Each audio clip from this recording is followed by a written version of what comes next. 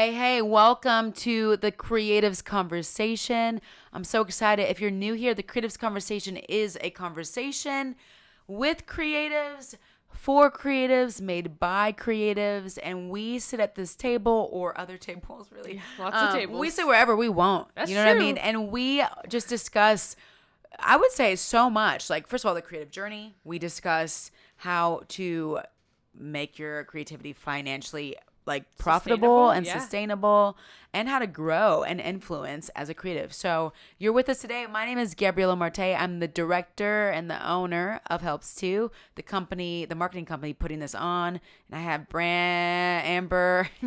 What'd you almost call me? I almost called her Brandon. I That's thought weird. you were about to say brand manager. Well, because that's what I am. But then my mind went, what are you doing? And so I have our brand manager at There we go. Amber Huffman.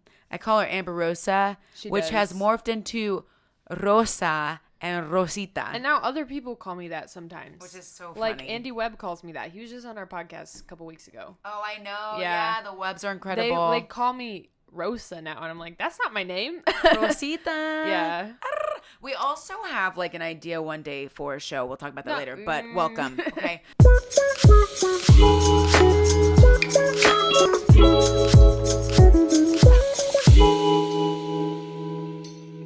So today we're talking about how to get customers as a creative and as a small business. I would say this is really for everyone. And I know somebody sent this in, right? Give us a skinny on how that happened. So we actually recently did a book giveaway for Yes. our newsletter subscribers. So if you're not already a newsletter, y'all are missing out because we're giving away free stuff in our newsletters. So subscribe. Oh my gosh, yeah. Link below. Yeah. But anyways, and so we recently did this book giveaway and we asked people to reply to the email with a question about marketing. Yeah. And the founder of Helps2, George Temple, replied. Yeah. And he actually won, so congrats, George. Yeah, Hope you're enjoying your free Which book. is so funny. I was like, did he really win? And you were like, he really won. did. Okay. It was like a randomized name picker, and it picked his name, so that was funny. I was so like, funny, well. George. But anyway, so he founded Helps2, and he asked us about getting leads, and that's essentially what getting customers is, more or less. So yeah, George is such a hoot. Like, he cracks me up. I don't know if he watches these, but like, I hope he does. And so, I think he's commented on some before. Has he really? Yeah, Okay. I think So long story short, though, I really don't even feel like he was trying to answer that question for the contest. Like, I think George is such an entrepreneur. Like, one of the wildest entrepreneurs I know. George has a new idea. Like, I really feel like a lot of people don't understand the actual definition of an entrepreneur. A real entrepreneur starts things and then moves on. And so George is really good at that. And that's exactly why you have Helps2 now. Yeah, he was like, hey, I don't think that this is what I want to do long term. Do you want it? I'll sell it to you. So he sold it to me, and he here had we are. other projects to do. I have other things to do. And so literally George responded, because I think, sometimes he gets like my emails or just like our emails that we send. And he's like, hey, Gabby and the team know how to do this, so I'm going to send it their way. And so he has a new project, and he was like, how do I get leads for this? Like, give me your ideas. And so I was like, all right, like, I guess that's an entry into the contest. Yeah, so. it counts. But you know what? That's a really good question, because I would say maybe like 4 years into Helps2, like, I was doing my thing with a few others who had come with me from George's era into my era of me running the company. We were in this zone of like operating with the clients that we already had, but I was kind of new to sales, like not to the marketing realm. I'm good with like everything marketing, strategy, right. like all of that. I've had my hands on like everything from web design to like building funnels to all of it. So, but sales, I had never taken a class. I had never dove into that. And to be honest, the only thing I knew about sales was that like salespeople were sleazy, in my personal opinion. I don't want to be on the phone with people and trying to do sales. Yeah. It just felt so forced and like cold and nasty. And I just think about like a used car salesman. Yeah, and how I they're think so like that's the stigma. Anything to make the sale, Yeah. And so that's how I saw sales. And so I really just didn't want to have anything to do with it. So for like the first like 5, 6, 7 years of Helps2, like sales, which sounds ridiculous, right? Like, you're a marketing company, you don't have anybody doing sales, like no relationship development. No, I didn't. I was just like, I think it's disgusting. So, which goes to show know like what kind of marketing company we are. We're all against, like, we've even changed some of the verbiage. We've talked about this in podcasts prior. Like, you know, instead of marketing, like, we use the phrase reaching people. Right. Like, we're going to help you reach people, because I think that's our heart behind it. Like, Yeah. And we also say, instead of like, you know, you just like using people to get money, we're going to help you make what you do sustainable and like go to the next level. Yeah. And so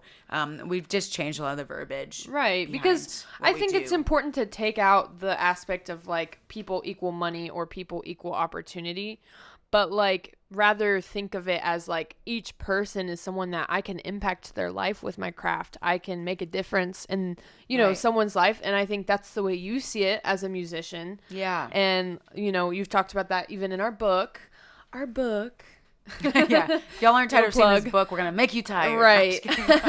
Well, you talked about it in the book about how, you know, like, even if like you've made impacts on people's lives, and just knowing that you impacted one person's life as a musician, like, means the most to you, and it makes you want to keep going. Yeah. And so, you know, like, I feel like as a company, you know, that bleeds into helps too, as like, you know, we're not just trying to like people equal dollars, you know, like we're really trying to reach people with the ideas that we have, with the marketing strategies that we have, and help you do the same. Yeah. Helping you help others helps too. And so, yeah, I think now that I have rewired my mind, and just putting the new verbiage helps me to like want to approach something like sales, which I've renamed at our company relationship development. That's true. She has. I know. They're just like, what's next? Like, are you going to call the sky purple when it's like blue? And so, but I am excited to talk about this today because I feel like I finally have wrapped my mind around it. Yeah. And so,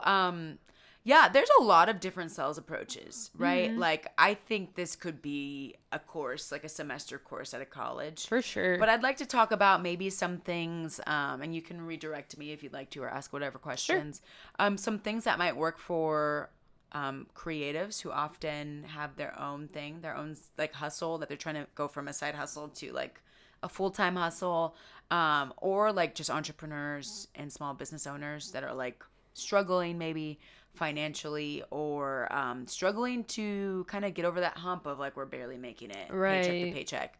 And so, yeah, let's talk about how to get customers in the door, or how to get a web design customer. Like, I did a lot of web design when I first started, and I was like, I have no idea how to get customers. Yeah, so, right. Yeah, like, actually, let's talk about that. So when I first started web designing on my own, I was brand new. I was charging something stankin' cheap for websites, like $500, like for a website. Yeah, I'll take it. And a lot of people would. No, I'm just kidding. I bet, yeah. But it was mostly to build a portfolio, and I talk about that in the book. I talk about how sometimes you do kind of have to suck it up and do it for free in order to build yourself a portfolio to open the door to you getting paid a lot of money. Sometimes you don't. Yeah, or sometimes, but that's not the common story. It doesn't always have to be free. It can be cheap, like you said, but still, like, getting $500 was my version of free. Exactly. So building a portfolio. Yeah.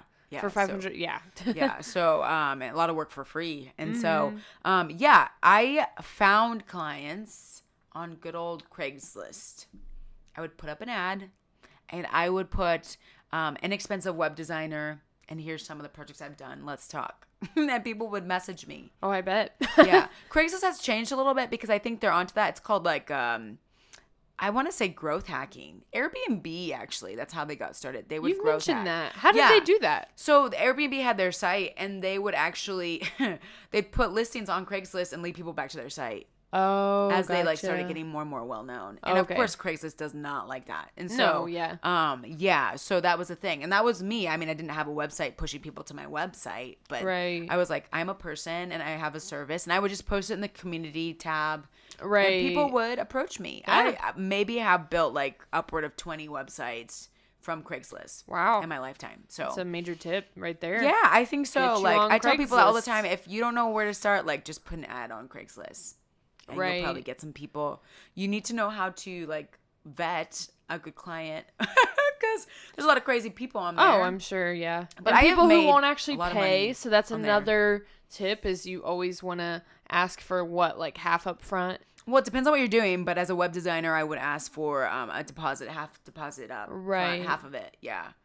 If it's a huge design, I mean, now I'm doing like designs that are like really expensive. Right. So like that becomes like an eighth, you know? Sure. Yeah. Right. Or like, but if like you're that. getting started, you know, definitely ask for half up front in case there's any crazy people out there who are going to make you do all the work and try to not pay you. And work with an agreement if you're a service. So I would have people sign agreements and I'd put them in layman's terms. And I found one online when I first started and I just like altered it to fit what I was doing. And then as I kept going, I just kept adding to it. You just like encounter different people in different situations. Right. So you start like just acclimating to what you really need. And so, and I'd say make a process. And if you don't know your process, like go ask someone else who has a process. Like for me as a web designer, when I first started, I would tell people, hey, I'm going to do your website. I want half down. And I'd make them sign an agreement. If I don't have those two things, I'm not starting. Like, and I want to start. I want to help you. Right. But if you don't do it, like, and I said, honestly, this is not just to take care of me. It's to take care of you. Like, and so it's a fair split. Like, yeah. And it goes, the opposite is true too. Like the fact that, you know, some people might try to ask for a full payment up front and then never follow through with the work. And we had someone who recently went through that with like, she hired a photographer and the photographer she paid full upfront, the full amount that he asked for to do all of her branding photos for her project. And then didn't get the photos. Not that she didn't get them, but didn't get them until much later than what they had agreed upon. Yeah. And so it's like it goes both ways. When you're the one, when you're the customer, you know, paying just half up front and then like, you know, being able to say like, hey, I'm not going to pay you the other half till you get it done, until you deliver what you promised. You just have to protect yourself. And I know we want to love each other as humans. I get it. Like, yeah. But I think there's just always been this voice in the back of my head. My mom's a cop and I went to business school. So like, just taking, like not shortcutting, because when things blow up, they blow up. Like, and so like making sure correspondence happens and there's like a paper trail. Like definitely email people always. Yeah. Like, hey, like, could you email me that request? Right. Yeah. That'd be cool. Yeah. Like, just, I want to make sure I have it in email or writing and I can just like not forget it or something. It doesn't have to even be that serious, but like, it is so serious when someone's like, I said this and you're like, no, I said this. And for sure. Yeah. And so I would just say, having those precautions and those processes in place. And so I do half down agreement. And then I told them, once I actually build the site, I'm going to give you the chance to have 2 sets of revisions. So I'm going to give you, this moment where you can look at your website and say, change this, change as much as you want. Right. I'm going to go forth and change it. And then I'm going to make those changes and present it to you one more time. You have one last chance to change it. And then I start charging you. At the time, it was $75 an hour. Right. To do this. And so I think that kind of put the fear of God in people. Like, we're going to make sure we pay attention to this. And so, yeah. So as a web designer, that was my process. Right. And then when I was done, you had to pay me the rest of the money. And so, yeah. And so, it worked out well. I don't think I ever had anybody cheat me. Mm-hmm. Yeah. Well, that's good. Yeah. Praise God. But like, I think, that's not going to be everyone's process because not everyone's a web designer, right? Like George is doing some kind of like packaging company right now. That has nothing to do with that. Right. But I think having a process is good so that when you do get leads, you know how to treat them. Which leads are like prospects for business. Yeah. So when they ask you, what does this look like? You have an answer. You know? So, Yeah. And I think, customer relations in terms of like, making sure when you do get the clients or the customers that like, you treat them like people and that you, depending on what you do, because everyone's different. So you don't necessarily need to do this when you're a creative who just sold a album online or whatever. But like, if you're a small business, you want to have a welcome call with your new client. Yeah. And you want to have stuff in place to make sure that they feel heard and seen and that they like feel like you understand their vision. Yeah, we just did this last week. We did. We just I think it was your first welcome, like onboarding of a client, right? Right, yeah. Yeah, I threw her in the pond. I said, swim, fishy, swim. Yeah, well, yeah, pretty much. Yeah, I did. I was like, she was like, create an onboarding, client onboarding document, all that type of stuff, which, if you Google it, it's not that hard. It's, not that overwhelming. So don't get overwhelmed. Yeah, just like figuring out stuff to make sure that your new client feels understood. Yeah. And like that you're going to really take care of them long term. And we don't take on a lot of new clients, to be honest. Like, this was like a friend, really. Yeah. That we were like, we're going to help you. And Yeah. so, yeah, because we've been super product focused, but that was fun. He's super cool. And so, yeah, that's one way to find leads. Craigslist, and then make sure you have your processes in order. I guess let's just give 5 ways, if I can come up with 5 on the top of my head. I didn't really prepare for this, to be honest. A second way, I think, just like, I would say, and this is not popular amongst people, and people are like, oh, we're waiting for some secret. Like, I think we did this video. What's it called? Like, the one that we get all the hate comments on. How I got 100,000 streams on Spotify. I mean, it is kind of, it sounds clickbaity, but it was really But you actually got 100,000 streams on Spotify, and that's streams. how you did it. And it was very simple. Yeah. And people were mad because they wanted, like, and then I magically did something that made this everyone one find my thing, song. this like very like methodological, that's not a word. This like methodology kind of oriented thing, whatever. This methodology to it, like I did this exactly. And if you do this exactly, it's going to happen for you. And like, unfortunately, not realistic. That's just, it's really rare to find in marketing. That's really hard because like, every product is different. Every service is different. Right. Which means every service has a different audience, most typically. Every audience that you're reaching is resonates with different things to be reached by. And so everything takes on a different strategy. And Very so true. you just kind of have to know or ask someone who knows to help you find that strategy for yourself that works for you. So yeah, long story short, one thing I would say is networking. So we're a part of the local chamber here in Kansas City, and I have met some people that have wanted to work together, that have supported what we've done.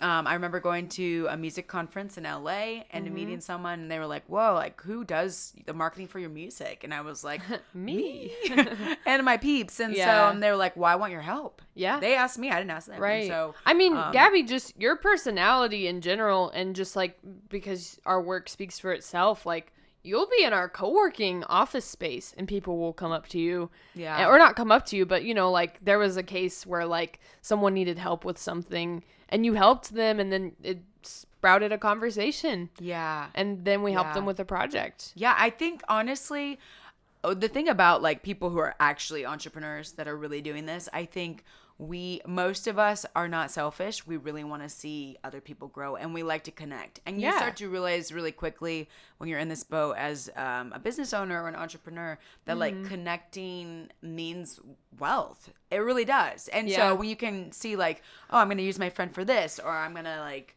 connect this person to this person because their connection actually will benefit me one day. And like to see him grow means I grow, and like all this stuff. And so being in a co-working space where we often work is like a huge part of that. I knew it from the start. Like there's a lot of people that come in and out of those doors, like, let's be there in the midst of it. And so sometimes, I mean, one of the ways is networking, but like a part of that is just setting yourself up in the right position, in the right place, going to the places that have a conference, or if you're always huddled in your room doing it and you know, by yourself with the door shut, like how are you going to meet people and connect? So you got to put yourself out there. Yeah, I think people don't like to hear that because I think everybody wants to just like shortcut that part of it. Right. Like you will be most successful if you actually get out there and meet people. And I think some people can say, well, Gabby, well, your personality. I mean, I don't know. To be honest, I know this is debatable, but like this is a podcast, so we could say debatable things. Sure. And so I get that a lot. I don't think a lot of people saw me though when I was younger, because I think according to scientists, your personality forms at the age of 3. And if you were to take my personality from then, I was very shy. Like I was scared to socialize with my own aunts and uncles, and my dad would force me to like socialize. But my dad was very charismatic, and so I studied him naturally because I saw like the power in charisma. I saw the power, and it's not fake. Like I saw the power in like being kind to people and like going the extra mile. Yeah. Like, hey, so and so, it's nice to meet you. Like putting yourself out there. I saw the power in that. And so I started to study him and how he did it because it worked well for him. And so now I would say I don't have the personality, but I have the skill. Right. The skill of networking. It really is the skill of, yeah, you know, being able to meet people and turn it on and to social socialize. Skills. Social they skills. They do call them that. Yeah. Yeah, they are skills. And I think anybody can learn them. And absolutely. I think it's worth investing in. And I think people say, oh, well, you're really good at it. Well, yeah, I flex my muscles in this area, like, you know, and so I could go through a history, but I won't for this. But, you know, I just want to say I don't think it's personality. Yeah. Because I am an introvert. I'd rather lay at home on my couch. And sure. Like, if someone's like, hey, you want to go to this party all night or you want to go home and watch a movie? I'm like, I'll take the latter for 500, Regis. Like, right. I'm okay, you know? And so, yeah. So, and you're an extrovert. Yeah. I'm an extrovert, but I can be shy. Yeah. And so, I don't know. I think here's the fair thing to say. I think all of us can feel shy. Yeah. Just like all of us can feel angry. Mm-hmm. What you do with that feeling is up to you. Oh, yeah. Yeah. Because I feel like people are like, well, you're not shy. I'm like, I feel the temptation to be shy. I feel the feeling of shyness. And you just push past it. Yeah. And I think I've learned a skill. Like, this is what I do when I feel shy. Mm-hmm. Just like you would teach a child, this is what you do when you feel angry. Right. You know, you deep breath or like you say this one scripture verse or like, you know what I mean? Like your parents teach you when you're young. I think it was on the movie, like, We Bought a Zoo or something like that. I can't remember if that's the name of the movie, but there's this part where like the dad is teaching the son, who's like a preteen adolescent, and the boy like is interested in this girl and he doesn't know how to talk to her, and his dad taught him like it just takes 3 seconds of courage to like say something to someone, you know? Yeah. And like I don't know why, but that really stuck with me. So I'll be in this moment of debating like, should I say something? Shouldn't I? Shouldn't I? And like just the courage of like remembering that it just takes 3 seconds of courage. Thank you. We got coffee from you, a magical source. Right. Just like a hand model. So good. Oh, praise God. It makes me so happy. Yeah. Right when I give up coffee, our cameraman brings us coffee. I might drink it. You knew you really needed it. So we all know the truth. I'm going to drink it and just recover. But yeah, like that's just, real. I go through that in my mind where I just like, you know, go back and forth. Like, shouldn't I say it? You know, and then I remember that 3 seconds of courage. Like, just say it. Just open your mouth. 3 seconds of courage. Yeah, I love that. You know, actually, I had a client call today, and it's not really a client I typically deal with. But this person is so honorary. Yeah. Yeah, and I think she's just she's a powerful woman, and she loves to test you. And so, and she doesn't know me that well. And so this was one of my first conversations with her, but I've known about her for a bit. And so, I was helping out a friend, and I was on there talking about some strategy, with one of the social media networks, and I did my research. So I came ready. And this person kind of like tested me. Like, you know how some people like test you and they kind of like put you on the spot. Right. But I didn't feel like I had to be put on the spot because I knew my stuff. Yeah. And so I take that as an example because, you know, we kind of debriefed and my friend was like, man, I feel so nervous around this person. And I'm like, I think that's normal, number one. But number two is I think one thing you can do is like really come prepared and always come prepared, like never slack on that. And I think it's just going to come with confidence as like you get better at it. Yeah. And I think it's the same for being when you feel shy, that feeling. Yeah. And I don't say being, I say when you feel shy. Because I really do believe it's a feeling. And I mean, people can come for me for that, you know.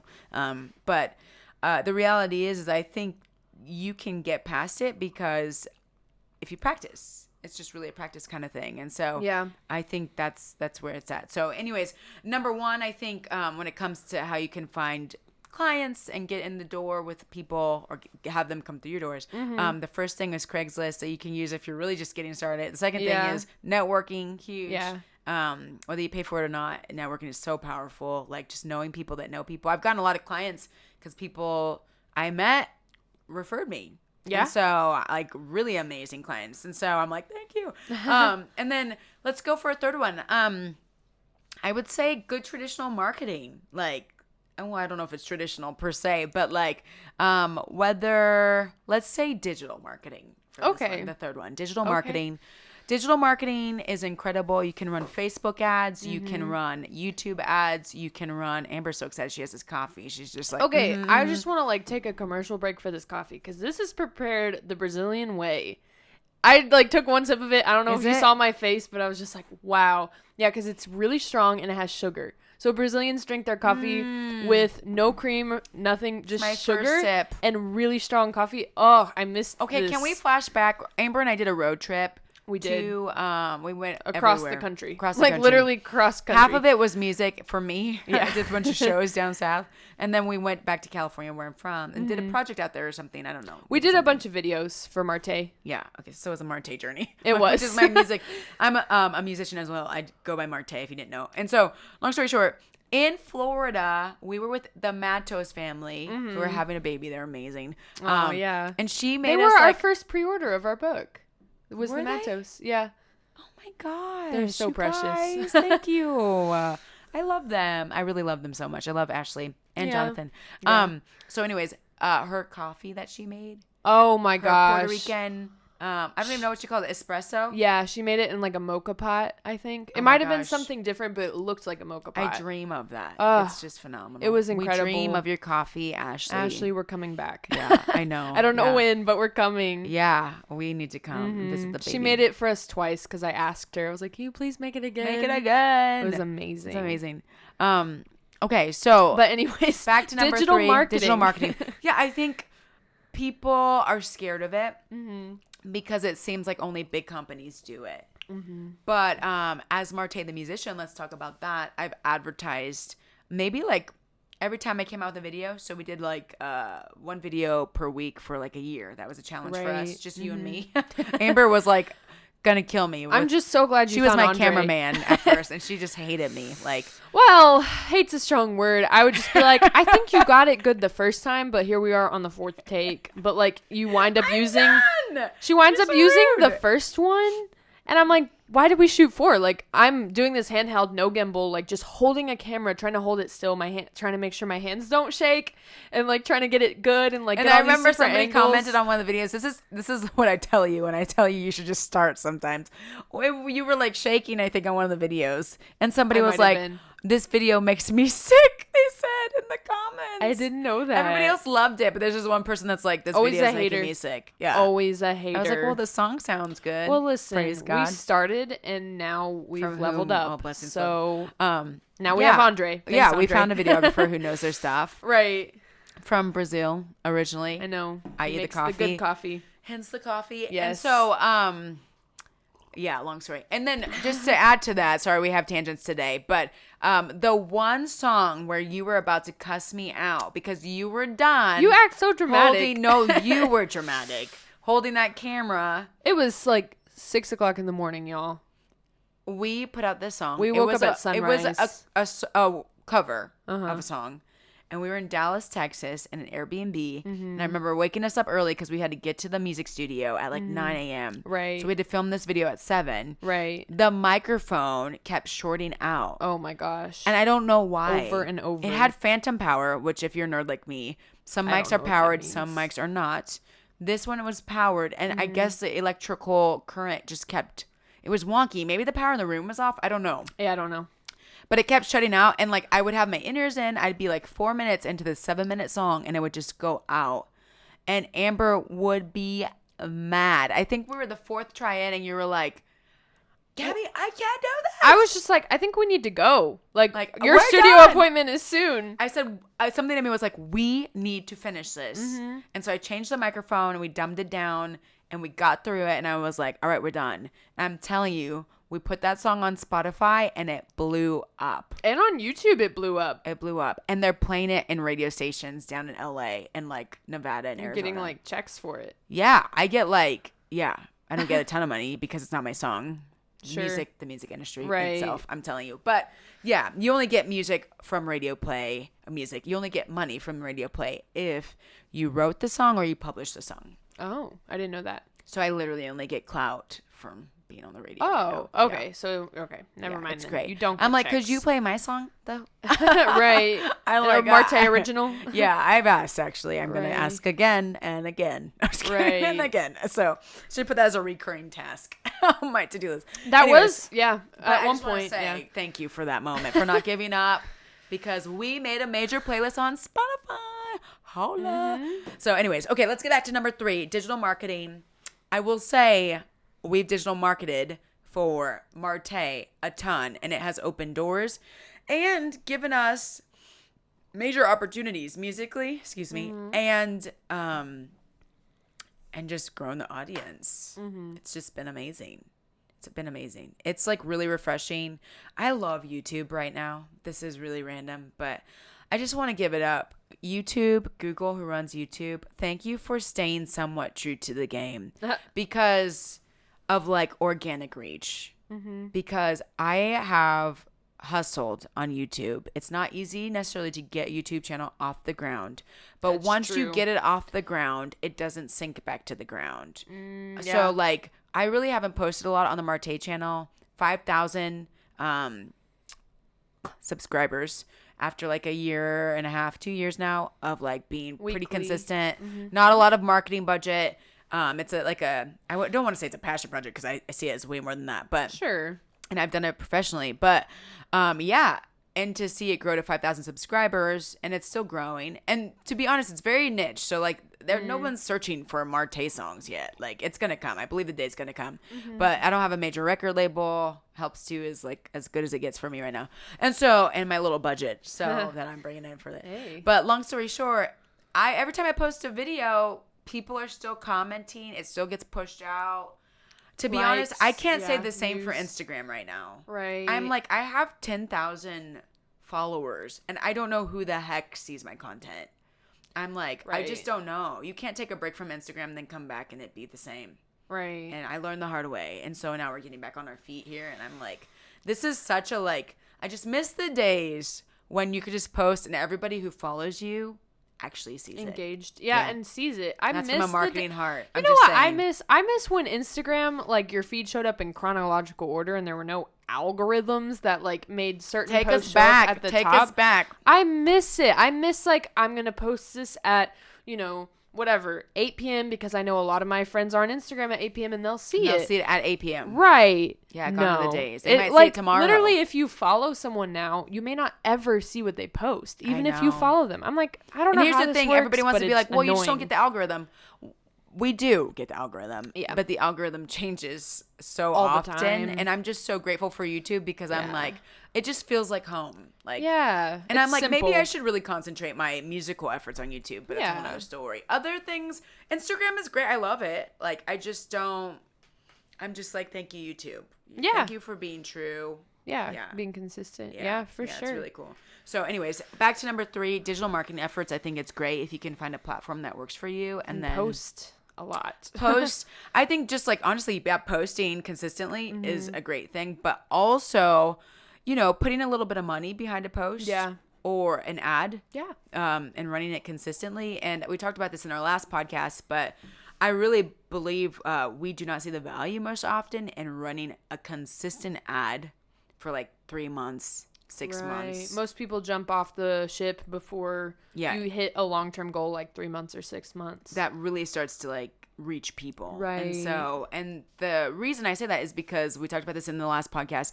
The science behind it is that there's been studies done, and then on average it takes 16 times for someone to see something before they like actually make a decision or take an action with regard to that content. So yeah. So just being consistent and then advertising is incredible. It makes such a difference. So, yeah. Yeah, and what about, because you're on number 3, but I'm thinking there's something, and I don't know what it's called, but we've recently become a part of it. It's like a lead magnet. But like, I was going to say that for last. Oh, my bad.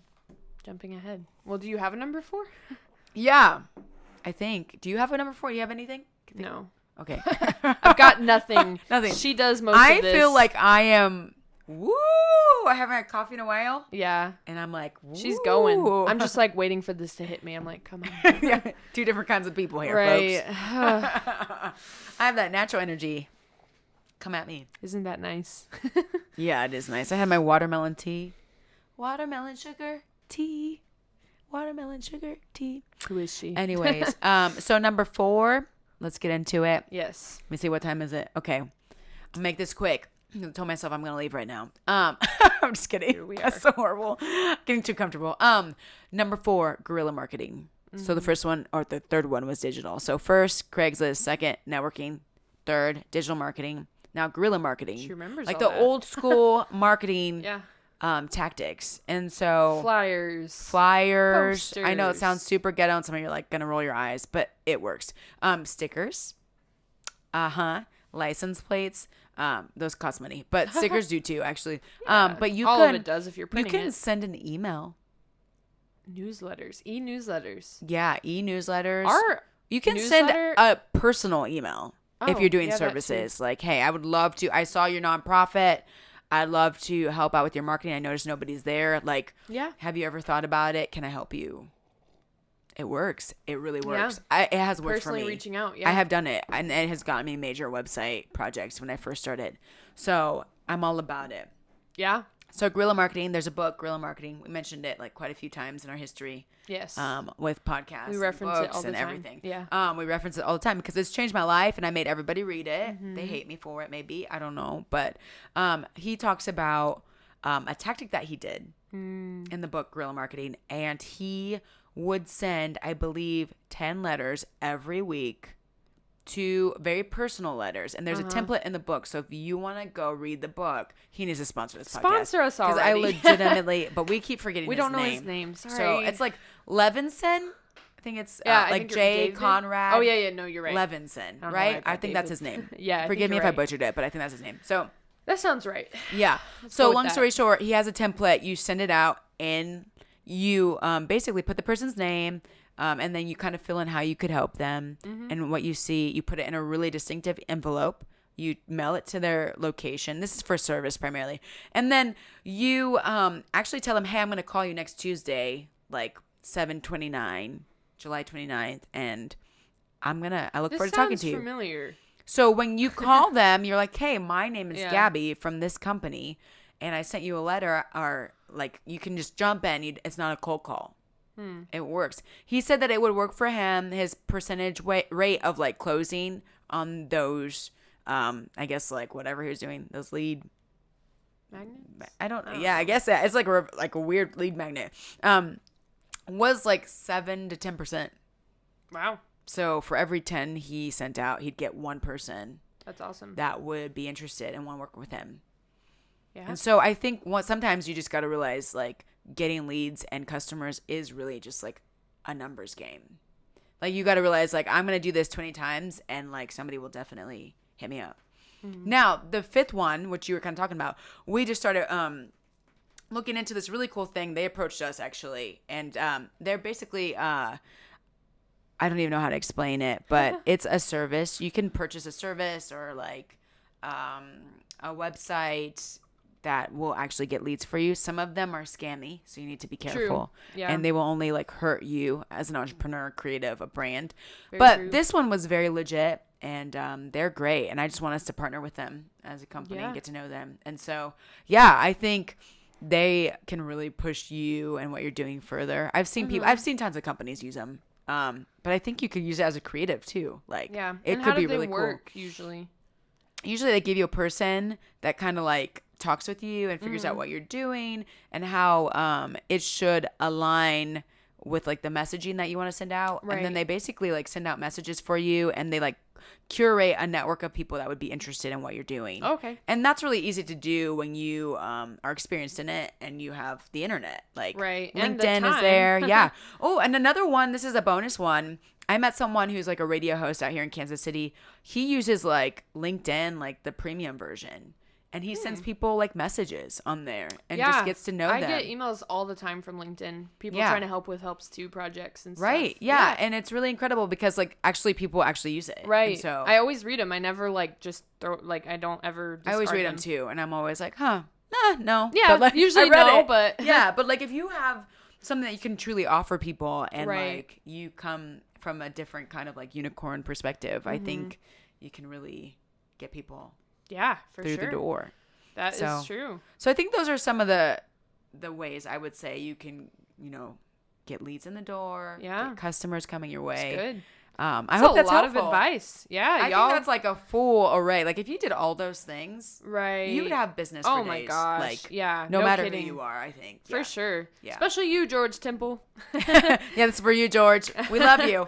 Yeah. Oh, and I have more. Like, oh man, We might need to do when you another. said George, yeah, we'll do part 2. When you said George, I just had this idea for George because they're now doing these like lead magnets that are quizzes. Oh yeah. I nerd out on this stuff. I'm sorry. Some of y'all are probably like, I don't know what you're talking about. But like, to like be on honest, Facebook when it's like take this quiz to figure out like if you're a autumn or a summer, you know? Yeah, or like, what's your parenting type? Take Right, this quiz exactly. And we'll tell you. And then they end up selling you something your product at the end. Like, you got to build this huge funnel and like this quiz. But if you do it successfully, it is beautiful. Right. I think somebody was telling me, I was like, and this is where I'll end, but he goes, well, actually, I go, it's so hard to market to marketers. Like, we can smell it from a mile away. And he goes, no, it's not. Like, you guys look at funnels and it excites you. So, like, you naturally sign up so that you can go through the funnel. And you're like, this is a beautiful funnel. Marketing, the moral of the story is marketing people are nerds. Yeah, and I have actually done that. I've signed up for people's, like, classes and stuff because I'm like, I want to see their funnel. See how it works. Yeah, I want to see their funnel. I want to see what they're doing. Yeah. And then I want to see what they have to say. Because there's always like these entrepreneurs, like you meet them on Instagram and they're like doing their thing. And they're like, yeah, I got like $1 million worth of like sales on my new course. And I'm like, okay, let's see your funnel. Right. Because that's like 80% of the battle is like getting people through the funnel. Sure. Yeah. So, and if you don't know that, like let us know in the comments or like send us an email at A. Huffman. A.Huffman. A.Huffman at helps2.com. That's Amber's email. She used to put her email out there, but now she's tired of getting emails. So I'm tired, y'all. She just wants you to email me. Your girl is tired and, like, to be honest, kind of busy in this season. So that's fair. I am okay. It's a no for me, dog. But Amber will answer your email greatly. And for all of you who have been sending press, like, opportunities to us, super cool. Yeah. We've had 2 in the last week. And I'm like, whoa, I don't have time to respond, but you'll hear from Amber. Yeah, I'm meeting with someone next week about it. So. Yeah, I'm super excited about that. I don't know what that looks like, but yeah, it's great. So I think that's it. Do you want to say anything else? No. I'm super. I might listen to this again. I'm super inspired by this. Yeah, like this is a lot sales of, kind of a conversation. lot of good ideas. Like you guys might need to be taking notes. I don't know. We probably should have said that at the beginning, but refer this or send this to all your entrepreneur friends. Yeah. And encourage them because it's not easy out here when you feel like you don't have the sure. information you need. Yeah. It's like really hard for people. So definitely. Yeah. Well, that's it, you guys. If you're new here, please subscribe.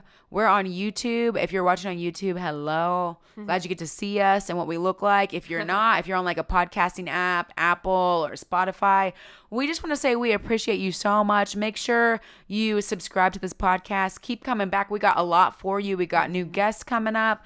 And it's just been a blast since we started in May of 2021. So here we go. Let's go. All right. We love y'all and we'll see you later. Peace out. Bye.